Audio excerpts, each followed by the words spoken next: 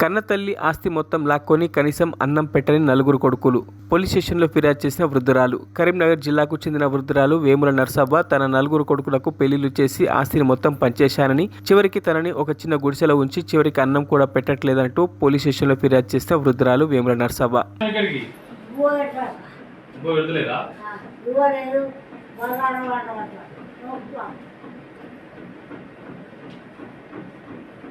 మరి ఎక్కడ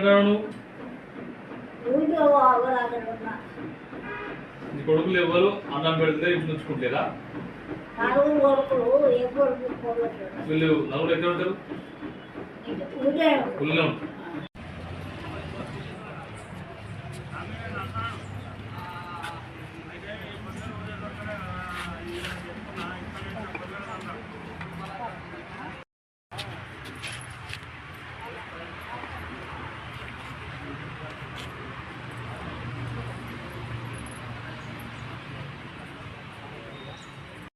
చెప్పినట్టు చెప్పు. నా కొడుకులు భూవేసాక బజార్లకు వస్తారు. బజార్లో ఇచ్చితే ఇంట్లో కూడా అడుగుతుంది. ఇక్కడ భూవ పెట్టమంటే వాడంతా హాఫవరా కన్ను కల్లి అని లోకం అంటారు. వాడైనా బాకీ అక్కడ పొలం 20 గుంటల పొలం ఉన్నది. నలుగురికి ఇండు ఇచ్చినా, నలుగురికి ఇండు కట్టినా బాగా పోయింది. అది అయిపోయినాక మళ్ళీ పొలం మానకొండూరు కాడ ఉన్నది. 20 గుంటల పొలం కాడ 12 గుంటల పొలం. ఎంతమంది కొడుకులు? నలుగురు.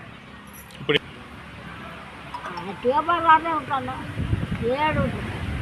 ఈ కొడుకులు ఏమంటారు? అన్నం పెట్టారంటారా? పెట్టదా కట్టుకొని కొడుక. ఇప్పుడు ఎవరిని కలిసినావు? రెడ్డికి కలిసి వచ్చిన ఆయన బొమ్మన్నారు. పోలీసు నా కొడుకు అన్నం పెట్టక నేను అగోరిస్తుంటే చూడలేక లోకము పోలీసు బొమ్మన్నారు. బొమ్మంటే నేను వచ్చిన.